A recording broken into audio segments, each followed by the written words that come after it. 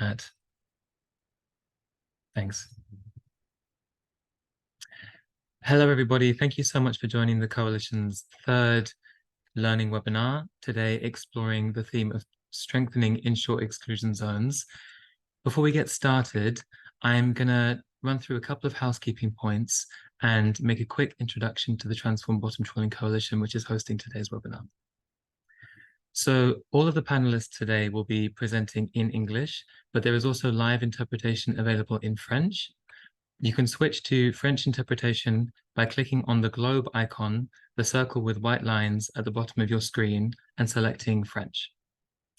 If you're joining via your mobile device, you may have to click on the 3 dots above the globe icon to be able to switch to French interpretation.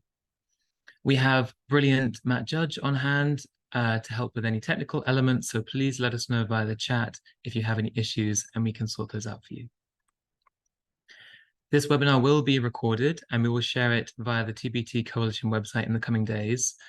The Q&A session at the end of the webinar after the presentations will not be recorded. That will just be in plenary here. For the Q&A session, please drop any questions or comments you might have into the Q&A box at the bottom of your Zoom screen. You can drop those questions in at any point during the course of the webinar. Okay, brilliant. I know you all want to hear our brilliant speakers talk about their work, but I'm going to give a couple of very short introductions to the TBT Coalition and run you through why we're hosting this webinar. Okay. So the Transform Bottom Trawling Coalition is a global network of 73 organizations headquartered in 39 countries around the world. All of those organizations are united by a shared vision to tackle bottom trawling and restore our oceans. We're very much a pro-fishing coalition, and we're a pro-environment coalition that is dedicated to bringing the needs of coastal communities to the fore.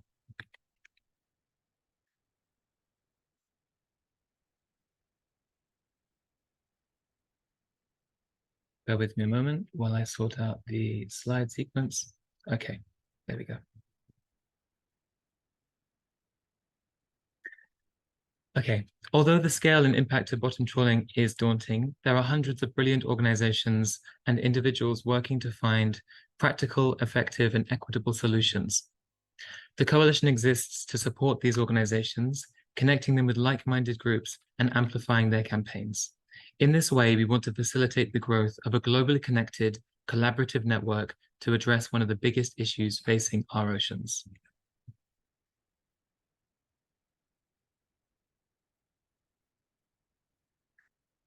The coalition's work is underpinned by a collective call to action, which outlines our 4 objectives. The first of these objectives is to establish, expand, and strengthen inshore zones for small-scale fishers in which bottom trawling is prohibited. In today's webinar, we'll hear from 4 brilliant organizations working to strengthen these inshore zones. We hope that this webinar will present an opportunity to learn from their experiences, show support, and strengthen the global movement to tackle the impacts of bottom trawling.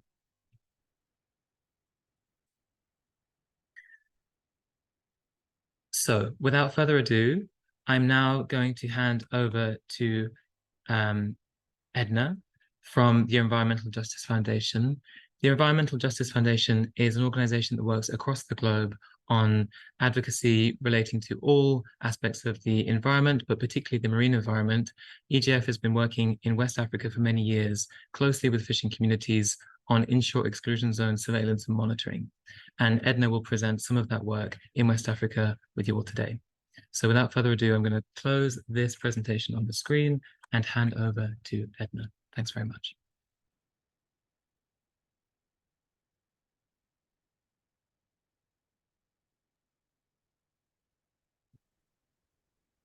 Hello, everyone. Good to be here. So I'll just share my screen now.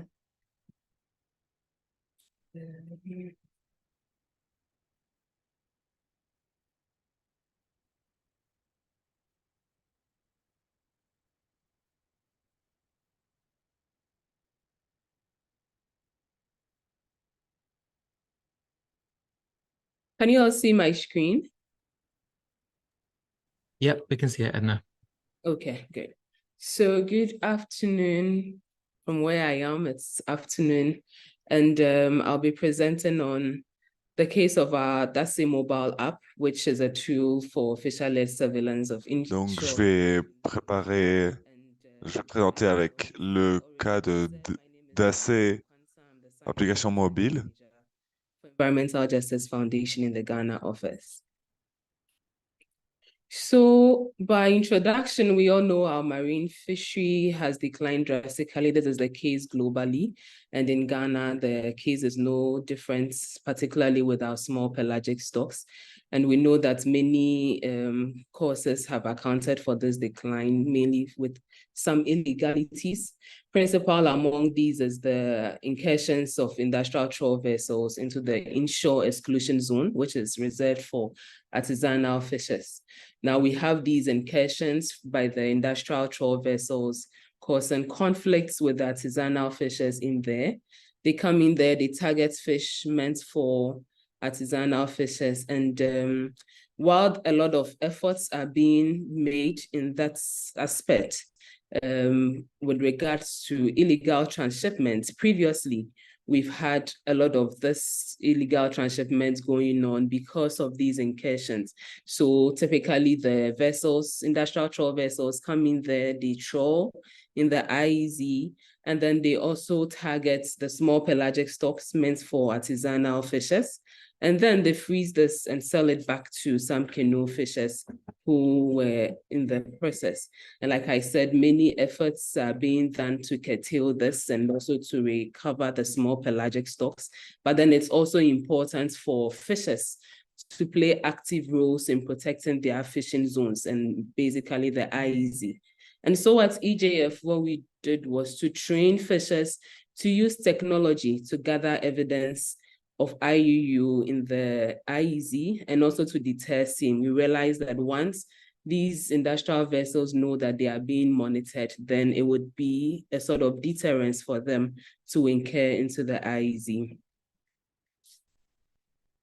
And so EJF and its partners sometime in 2018 initiated an approach to enable fishers to monitor their IEZ using basically smartphones. And the main objectives of this was to provide evidence in support of claims.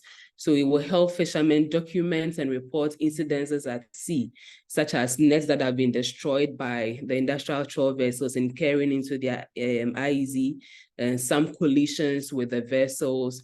We realized that they were not able to have that evidence that they would use to claim whatever is due them.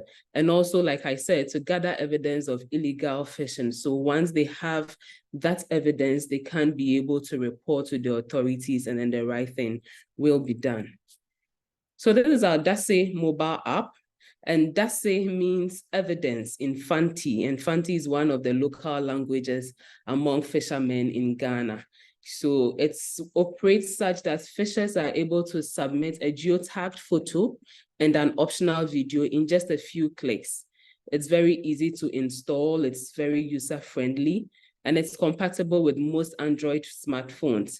It also has an offline feature. So when they are out at sea, when the network is not that strong, they are able to submit their photos, but once they come back to shore, where they have some strong internet, then the responses are submitted. And in about 1 to 2 minutes, you can submit the responses and they are all received in a central database. So when we introduced the mobile app, we set out to also train the fishers on how to use the mobile app. So once we install it for them, we train them that the main thing is to look out for vessel activity. So once you are in the IEZ and you are fishing and you see a trawl fishing in the IEZ, you need to be able to capture the nets in the water to show that there is some kind of fishing activity going on. And then paramount among these is to also pick the name and then the number of the vessel. So here we show them that this is where you find the name of the vessel. And so you should be able to capture this very clearly. And also the number, vessel number, capture it very clearly for the evidence. And this is a typical example of what we do when we get the data, or how the whole process goes through. So this is an example of a trawl fishing vessel that was observed fishing in the IEZ, and an alert was raised and submitted to the Fisheries Commission based on the evidence that was reported by a fisher via the DASE app. So you take a photo. So the fisherman, the canoe fisherman, was able to take a photo and a film by using the DASE app, and then he was able to pick on the number of the vessel, the name of the vessel, and then the vessel activity. Now the information is submitted to the central database. In our office, we are able to view this geotagged information, and then we plot the location information in Google Earth. And then in Google Earth, you are able to see where exactly within the IEZ that the trawl vessel was fishing. And this vessel was shown fishing in the IEZ at 3.25 miles from shore. So once we have all this evidence, then EJF, we raise an alert, which we submit to the Fisheries Commission for further action. So in the alert, we submit the evidence that we have seen, we send the pictures, and then we give recommendations of what the FC can do to ensure that the vessel is brought to book. So over the time when we introduced the DASE app, we've had the app being deployed to about 700 fishers in the central region and western region, just a few communities in the western region, but primarily in the central region. And we have had about 28 fishers who have used this app consistently and reports footages or submit at sea footages to us. Now, we've had about 138 reports that have been received. So in addition to the DASE app, we also have a few canoes that we give geotag cameras that can be used to complement the app. So together, we've had about 138 reports that have been received from fishers. And from these, we have about 24 industrial vessels that have been observed allegedly trawling within the IEZ. And we also have semi-industrial vessels, about 36 cases that have been reported trawling in the IEZ. We've also had one case of possible falsification of a trawler's registration number and 3 cases of destroyed fishing gear. From these, we've been able to raise 9 alerts. Now, sometimes the reports are received, but then the evidence, the key things for getting the evidence over to raise an alert is not sufficient or is not properly captured. And so we've had, from the reports, about 9 alerts with very strong evidence that have been raised and submitted to the Fisheries Commission for their further actions and prosecutions. And then also in the case of conflicts and destroying fishing gear by trawl vessels, we've had 2 major compensations that we've helped fishers to get through the evidence that they have provided through this mobile app. So we had a fisher in Gomwafete who received an amount of 500 cedis when a semi-industrial vessel ran through his nets, destroying the nets. And so with the evidence he was able to capture, we were able to tell that indeed this was within the IEZ. And then we helped him, or we led him with the evidence to the FC for him to be able to get some compensation. And then one major compensation was also an amount of about 32,000 Ghana cedis, which was paid to a fisher in the western region after a trawler destroyed his nets within the IEZ when he was fishing. So far, that is what we've been doing with the DASE app. And we've realized over time that the reports that we've received have reduced. And this is mainly because now the industrial trawl vessels know they are being observed. And so once they are being observed, the incursions have reduced quite a bit. And so we think or we see that once the fishers are armed with this kind of technology, they are able to push away the industrial trawl vessels from their the IEZ, where it is meant specifically for them for fishing. And moving forward, we are going to expand the DASE up to other coastal regions. We have 4 coastal regions in Ghana, and we have the app operating in just about 2 of them. And so we are going to expand this to other coastal regions. So we have more fishers using the app and getting more evidence of incursions into the IEZ, and also primarily to deter the industrial trawlers from incurring into the IEZ once they know they are being monitored when they come in there. So thank you. I will end here, and then we can take some questions later. Thank you so much, Edna, for that fantastic presentation. It's always so exciting to learn about EJF's work in the region. As Edna said, we are going to be taking questions later, so please drop any comments or thoughts in the Q&A chat at the bottom of your screen, and we will get to those in about half an hour. I'm now going to hand over to Julian Engel, who's Senior Intelligence Analyst at OceanMind. OceanMind is a non-profit, action-oriented organization helping authorities to more effectively enforce marine regulations. Using satellite monitoring and surveillance tools, they can monitor industrial fishing vessels and track illegal incursions into inshore exclusion zones. So I'm now going to hand over to Julian to present. And again, please don't hesitate to drop questions in the chat if you have any while Julian's presenting. Thanks a lot.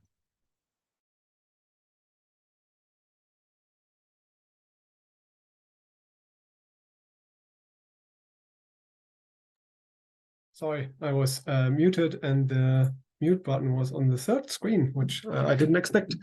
Thank you very much, Tom, for the introduction. Yeah, as Tom mentioned, I will present on ways how we can monitor bottom trawling in relation to small-scale fisheries. However, this can also be applied to any other fisheries that you may want to monitor, as you can see in the slides that I will present.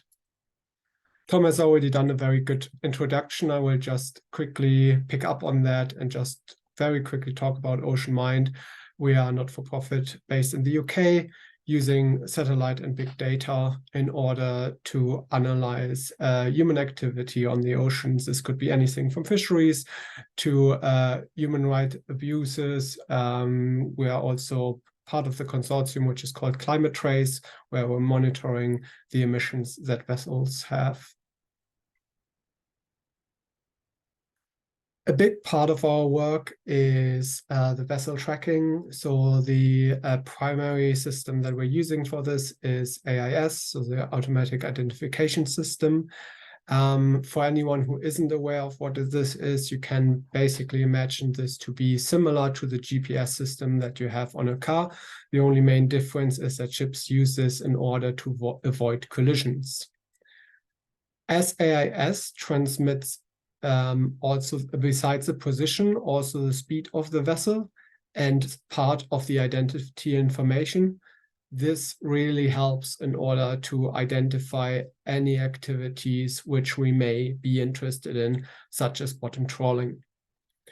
Per day, we can expect to have about 150 million transmissions, which means that analyzing this amount of data is impossible just through humans, which is why we're using machine learning alerts in order to highlight the areas that we're interested in.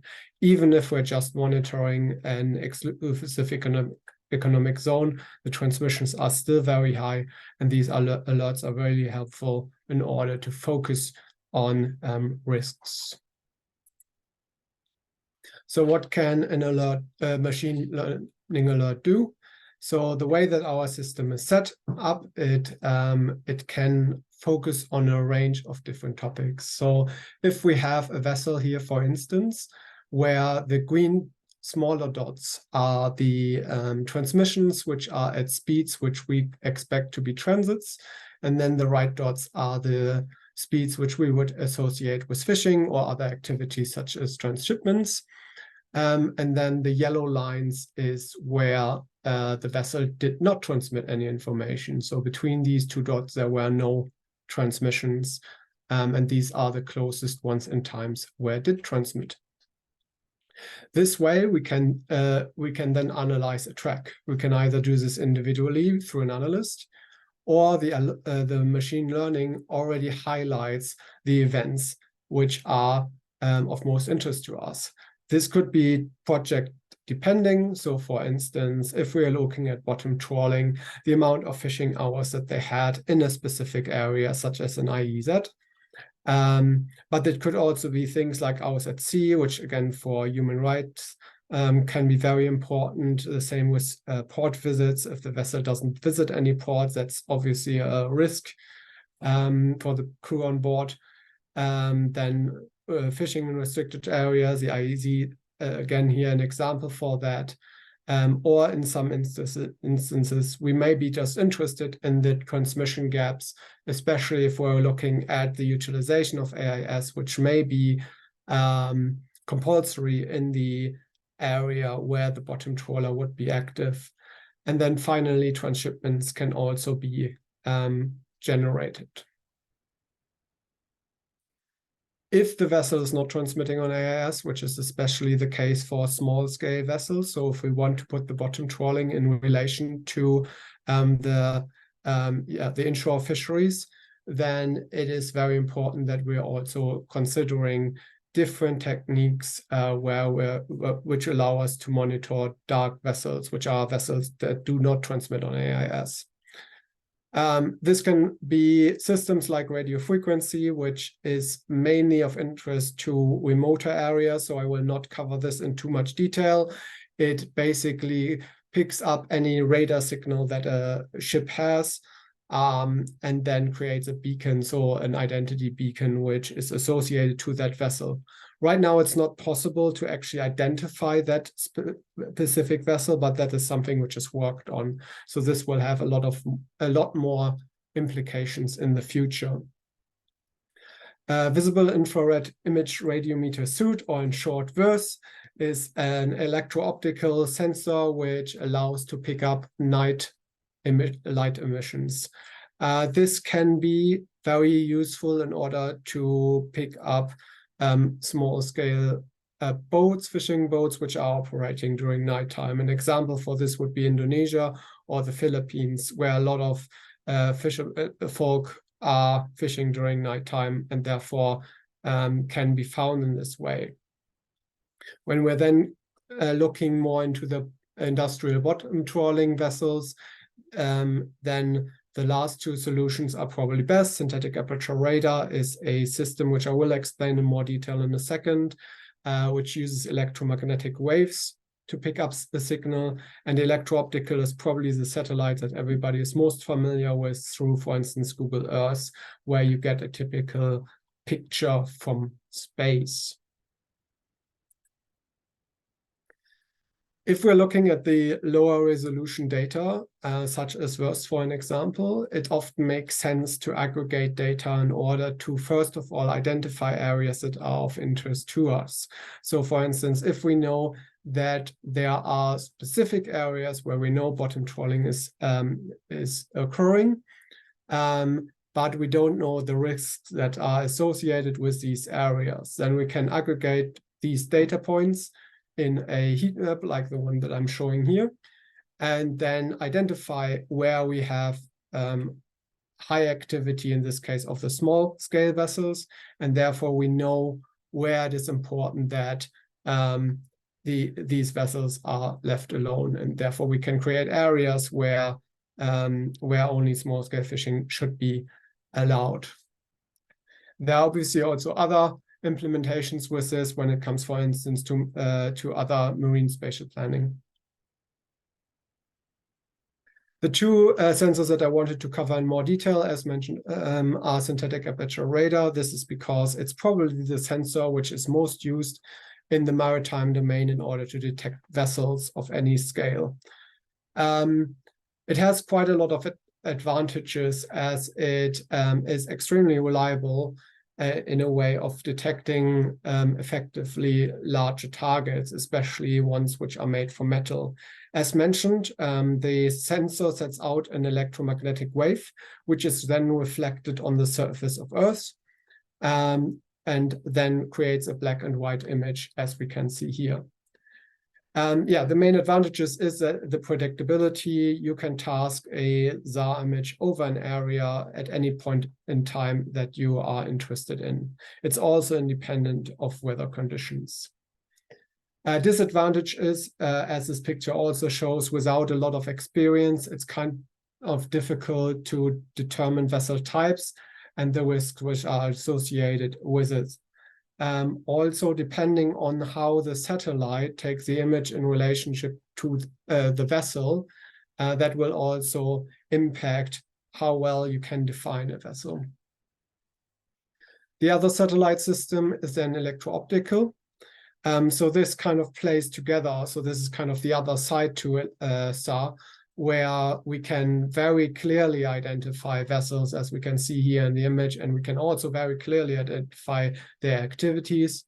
It also has a wide range of other uses, such as, for instance, seagrass monitoring, but it also has disadvantages, such as that it is impacted by cloud coverage. So if there's a lot of cloud, you will only take an image of the clouds, not of what you actually want to see. The predictability is also a little bit lower. It's not quite as straightforward that you want to have a specific image at a specific time, but it will be taken at some point where the satellite is actually available for such an acquisition. And they are generally no higher cost. Finally, when we put these data sources together in order to tell a story when we do not have AIS, so the one that I've used here is around an example of the Philippines where temporary closure is working. So what we're seeing here in the image is on the left-hand side, about a month before the closure, a few days before the closure, and then C is during the closure, where we can also see the area where the vessel should not be operating. The red and yellow dots are burst detections, depending on the analytical confidence that these are actual vessels.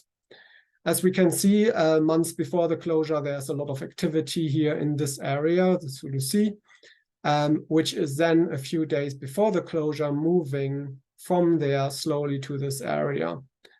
Then during the closure, we see rarely any detections in the closure, and we see a lot more activity here. If we then combine that with a higher resolution satellite, such as synthetic aperture radar, we can then confirm that these are the same vessels as we have seen previously. This allows us then to track vessels even if they are not transmitting on AIS. If you have any further questions, I'm obviously available after this call, but also please feel free to send us an email at analysts@oceanmind.global. Thank you very much. Brilliant. Thank you so much, Julian. That was a fantastic presentation. Really appreciate learning about OceanMind's exciting work. If anyone has comments or thoughts or questions, please drop them in the Q&A box at the bottom of your screen. We'll get to those in around 15 minutes. Okay, so the next speaker on the panel is Kenneth Arthur from the Canoe and Fishing Gear Owners Association of Ghana. The association represents over 4,000 fishers and fish workers at the national level to advocate for policy reform. He has an intimate understanding of how destructive industrial fishing can affect small-scale fishing communities and how IEZs can be leveraged in support of small-scale fishers' rights. So without further ado, I'm going to hand over to Kenneth. Thank you so much for joining. Kenneth, would you like me to present my screen, or are you happy to present from your screen? You're muted at the moment.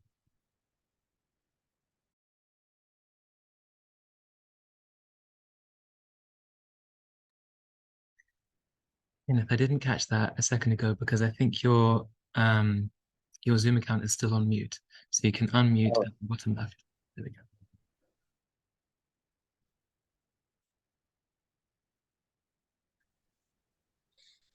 Kenneth, would you like me to get my screen up to present your slides? Yeah, present from your end, please. Okay, sure thing.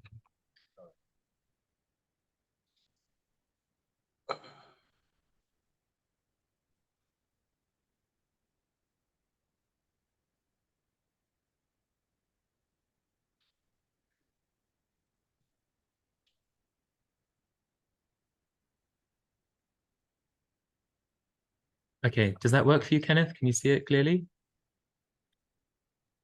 Yes, I can see them. Great. Okay, go ahead. The floor's yours. Yeah. Thank you. Good day to all the attendees and the panel members. We thank you for this opportunity.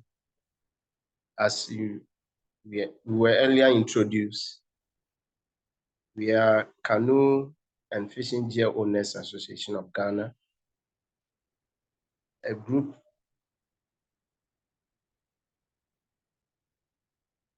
is an association of canoe and gear owners that have come together purposely to participate effectively in fisheries and fisheries governance and management.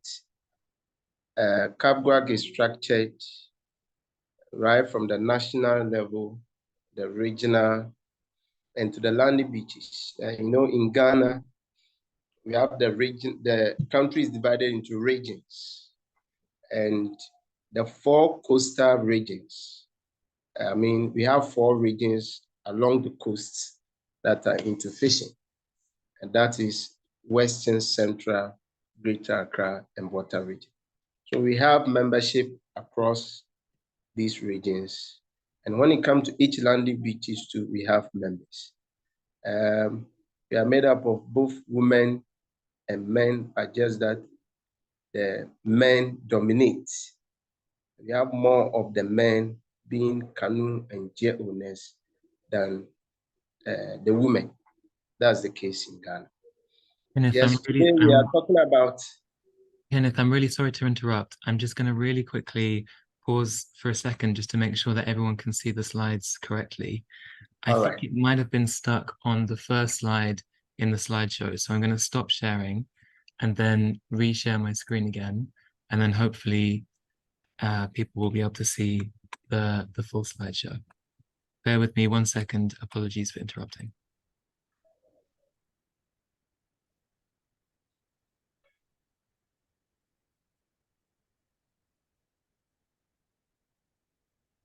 How's that? I think that should allow everyone to see the full slide. Yeah, this is better.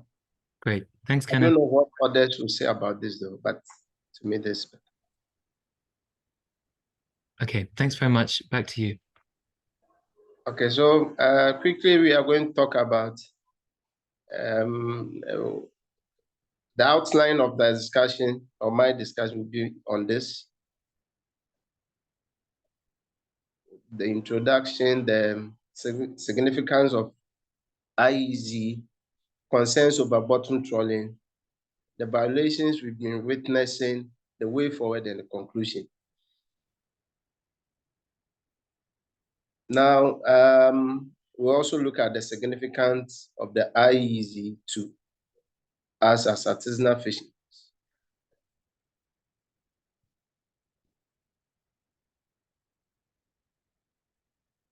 Okay, so let's start with concerns with bottom trawling. As we speak, it serves as a great threat to our investment. Now,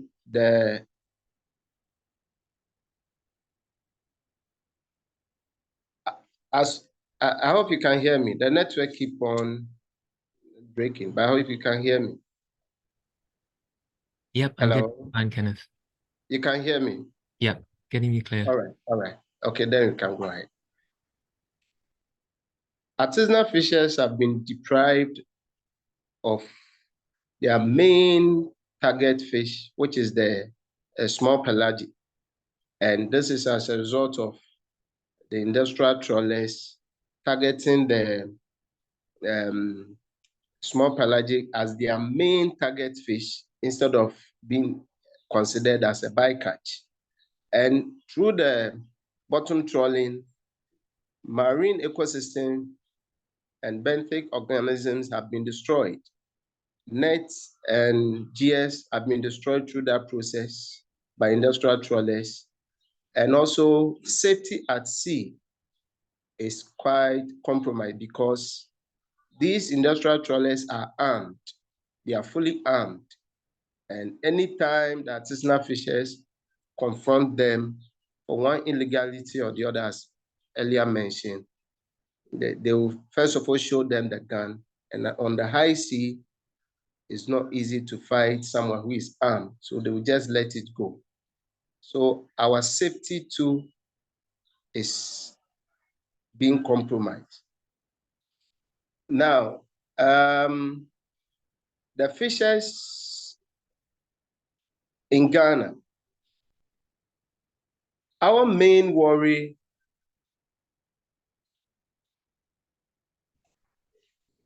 with the IEZ has been the violation. Yes, the IEZ was established by the Ghana Fisheries Law, that's the Act 625, 81, Section 811, that is the water area specified in the schedule to the act, to this act is hereby declared as the Inshore Exclusion Zone of Ghana. And per that, it is stated that the coastal waters between the coastline and the 30-meter or the 6 nautical miles offshore limit, whichever is further. Now, if you go to the 812, it says that the IEZ shall be used to exclusively by small semi-industrial vessels, canoes, and recreational fishing vessels. So it means that zone, we are not expecting to see the industrial trawlers coming there to fish, but that's not the case. Now, this legal provision is violated by industrial fishing vessels, including semi-industrial vessels which trawl within the IEZ. We can go to the next slide. Now, the way forward. We expect that if we will make any progress due to the nature of climate change and other imitating factors, the IEZ should be extended further. This will call for more technical work. And also the surveillance means by which Fisheries Commission, which is in charge, the government agency which is in charge in determining either a fishing vessel that has violated the IEZ or not, we feel that the artisanal fishers should be involved. Many a times when we are caught, I mean, when we complain or when we report these industrial trawlers that they fish in the IEZ zone, what happens is that the Fisheries Commission at times will tell us that where we saw them, that demarcation or that area don't fall within the IEZ. And at times it creates a whole lot of doubts in our minds. So if we are involved, if they tell us why they are saying this area where you caught the industrial vessel fishing does not fall within the IEZ, and then it will be much transparent. And also, there should be transparency in IEU and justice administration. Landing beach enforcement is one of the key means by which we can make headway. But in the case of IEZ, to enforce landing beach agencies to act accordingly, all the powers lies with Fisheries Commission. and the Ministry of Fisheries and Aquaculture Development, in that case, the government. Because where these industrial trawlers land, the canoes are not allowed to go there. In fact, that place is heavily protected with security. So our effort to ensure that they do the right thing, even when they land their catch, we don't have control over them. Also, there should be more education on how fishermen can capture scenes of industrial trawlers who are violating or who are fishing in the IEZ. We will wish that certain technology or communication gadgets should be provided or should be used by artisanal fishers. But we must say that not all the artisanal fishers will have the means to provide or buy these gadgets. But going forward, we believe that that will help. Capacity building. We believe that the fishery laws and regulations should be made more accessible, more should be explained further to the fishers. Many a times when we meet the artisanal fishers, some of them don't even know certain things as far as the laws are concerned. And also, we also believe that as fisheries governors, our general conduct, and this one will direct it to all the stakeholders. Our general conduct in controlling the big boys, in quotes, against the small-scale fishers should be looked into. At this point, I would like to say this.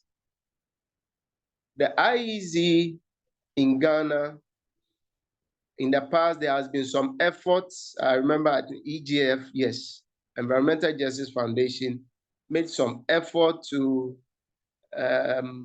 arrest the situation or reduce or minimize the condition or the situation we find ourselves in.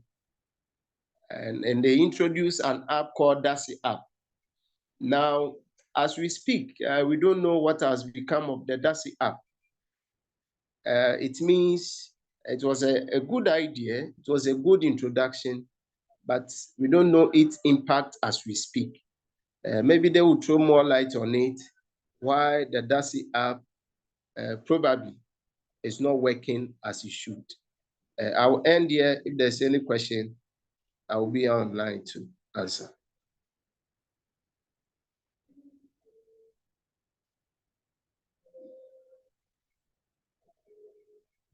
Okay, thank you so much, Kenneth, for that presentation. Apologies again for the slight technical hiccup during the start of that presentation, but it was really great to hear your perspective. It's so important to hear how fishers have directly experienced the impacts of destructive industrial fishing and how IEZs can support their livelihoods. Okay, I appreciate that we're running a bit behind time, but please keep dropping your questions and comments in the chat.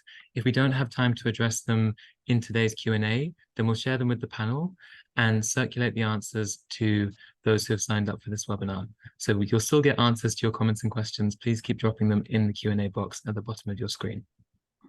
Okay, the last speaker that I'm going to hand over to is Noella Mbotiji, Deputy Coordinator of the Stop IUU Fishing Division of the African Marine Mammal Conservation Organization based in Yaoundé. AMCO's mission is to contribute to the protection of aquatic megafauna and their habitats in Central Africa by improving scientific knowledge, the livelihoods of fishing communities, and law enforcement. Cameroon has a 3 nautical mile IEZ that excludes all industrial fishing vessels. However, vessel incursions are ongoing into that IEZ, so it'd be great to hear a bit more information about that brilliant work. Over to you. Thanks very much.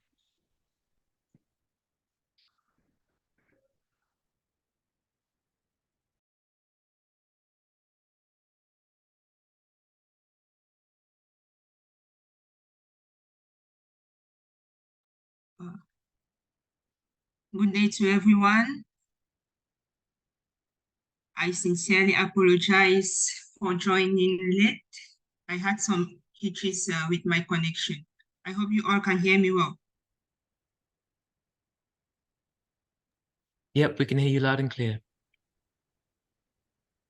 Okay, Tom, can you please share my presentation? Yep, absolutely, I can do that. Please bear with me just for 2 minutes. Okay, thank you.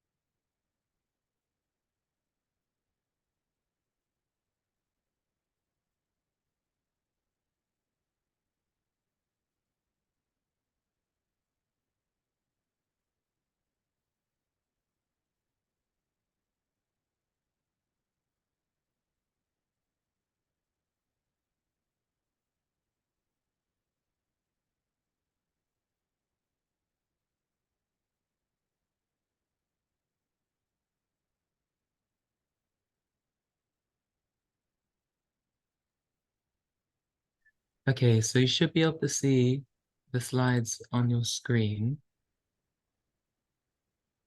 How's that for you? You can see that okay? Okay. Yeah, Okay. it's okay, it's okay. Thank Brilliant. you very much. Go ahead. Okay, so I will be presenting on Cameroon's effort in the fight against IUU fishing. Next slide, please.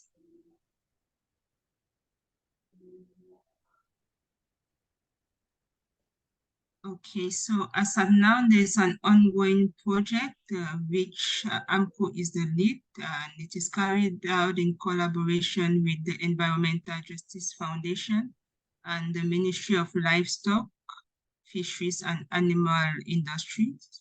And this project is supported by OceanMind. Next slide, please. Okay, the outline of my presentation. We have introduction, problem statement, project geography, project objectives, achievements, challenges for Cameroon, perspectives, and conclusion. Next slide, please.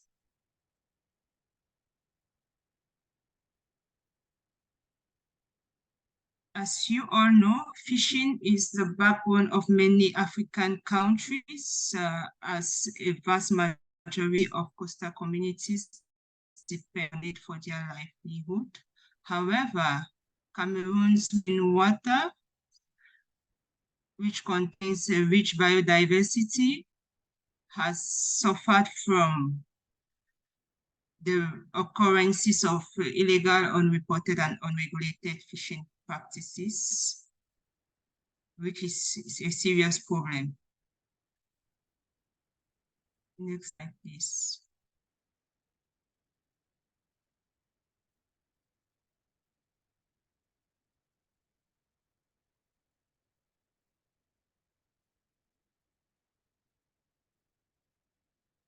So I will take you to the genesis of the problem.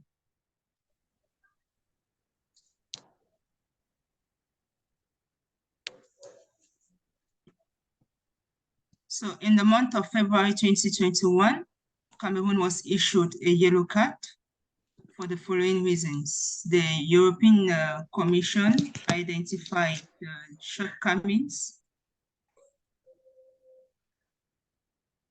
on the side of Cameroon, and these shortcomings were an obsolete or outdated fishery legislation, a weak monitoring, control, and surveillance system, as well as insufficient collaboration between administrations involved in fishery management.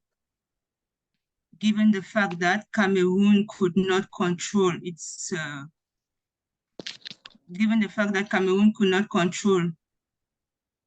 or properly monitor the fishing vessels flying its flag, this problem continued, and in January this year, Cameroon was issued a red card.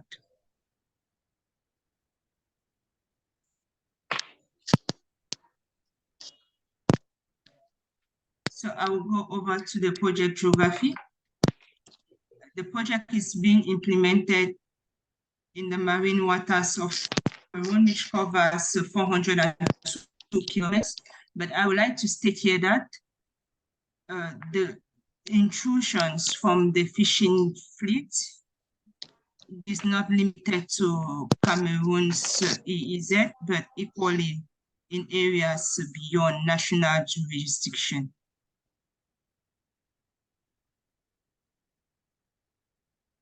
Next slide, please.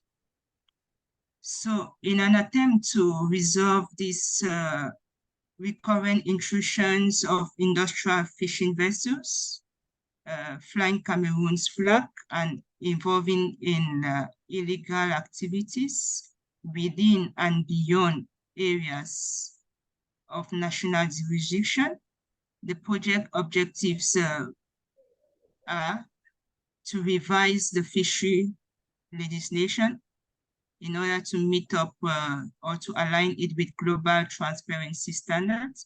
I would like to state here that the fishery legislation, which is currently being revised, dates as far back as 1994, and it is the fishery law on, it is the law on fishery, wildlife, and forestry. And the second objective is to reinforce the capacity to monitor and control fishing activities, and equally to elaborate a fishery management plan. Next slide, please. So I will go straight to our achievements so far. We have been working on this project for a year now, and in order to achieve objective 1, which is the revision of the fishery legislation, we have organized internal and external consultation workshops in order to draft a new fishery legislation. And we've received quite a good number of recommendations from civil society organizations such as Environmental Justice Foundation, Global Fishing Watch, the Food and Agricultural Organization, and other ministries, and also fishermen. And some of the innovations which can be found in this new legislation, we have the introduction of international principles, such as the United Nations Convention on the Law of the Sea, or State Measure Agreement. We equally have deterrent penalty systems, and equally the modernization of fishing licenses, wherein the fishing licenses as at now obliges fishing vessels to install AIS, that's the automatic information system, and GIS in their fishing vessels, and they have the obligation to switch it on.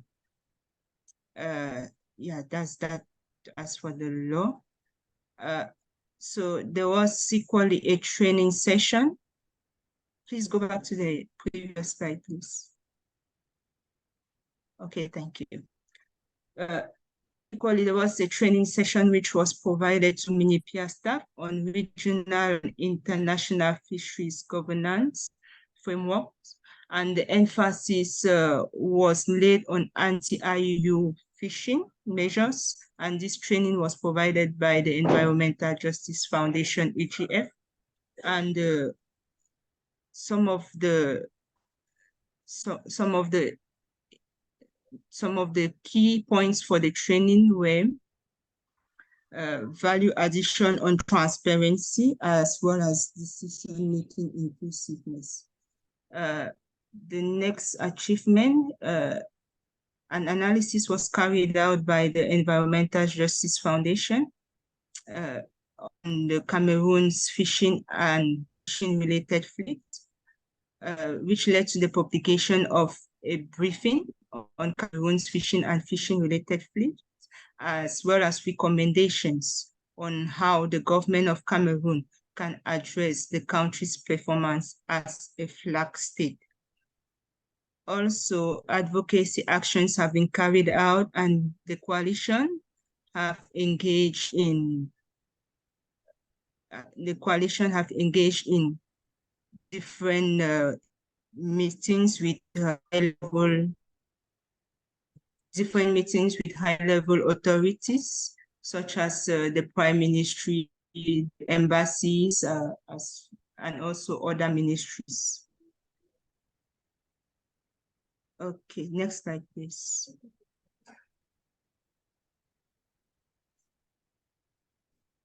Okay, so another achievement, according to EGF's transparency principle, the third principle to be precise, which states that all states must make public or must publish their fishing licenses and authorizations. Cameroon has published its fishing license list on MINIPIA's website and also on the global, on the FAO global record. Next slide, please.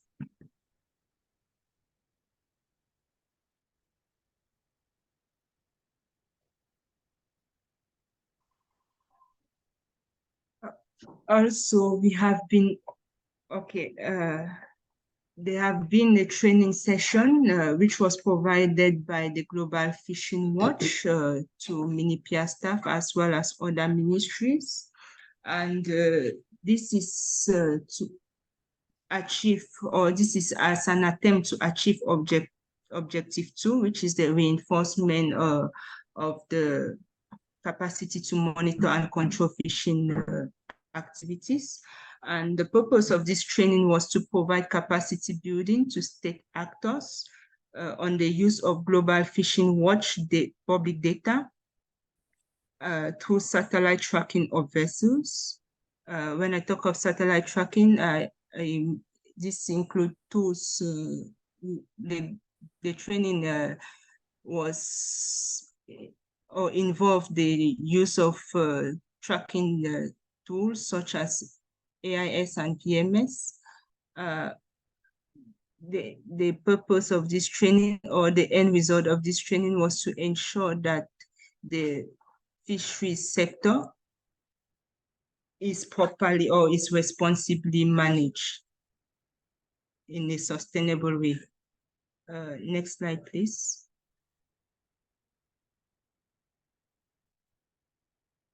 Okay, so a training session of Cameroonian journalists took place in the month of June. And the aim of this training was to develop a deeper understanding of artisanal and industrial fishing, as well as its cumulative impact on coastal communities. And the end result of this training was the establishment of a network of journalists who will report on IUU fishing related activities. Next slide, please.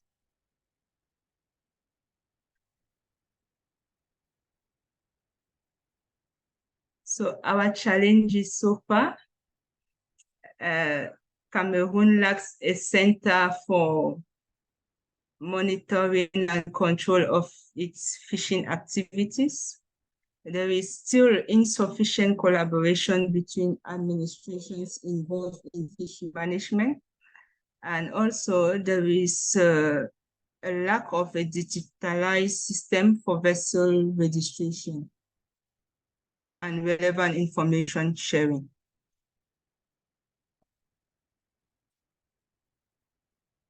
Next slide, please. The way forward.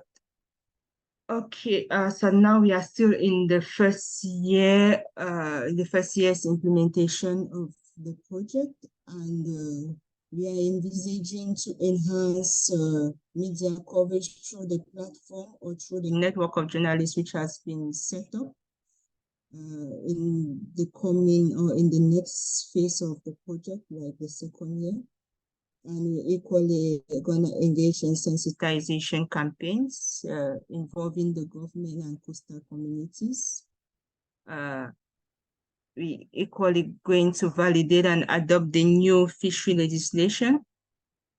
There will equally be the reparation of the patrol vessels, because MINIPIAS, there's the Ministry of Fisheries patrol vessels are all damaged. So we will engage, or we will do the reparation of these patrol vessels and equally organize sea patrols to reinforce the monitoring of fishing activities.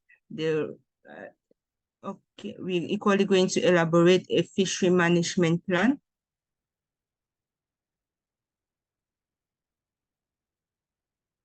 Next slide, please. So if these actions are undertaken, there will be a better and sustainable management of marine resources, food security for coastal communities, revenue for the state, a reduced conflict between artisanal and industrial fishermen. So for this last point, I would like to state here that there have been a lot of conflict between artisanal and industrial fishermen, whereby artisanal fishermen complain the industrial fishermen, they intrude or they enter into the zone reserved for artisanal fishermen, and as a result, there is conflict between these two. So if proper monitoring and control of fishing activities is done, these conflicts will be reduced. There's another point which I would like to state about it. We are working in collaboration with Global Fishing Watch, and we will like to establish an MOU which will help us, or which will assist us to be able to, which will help us to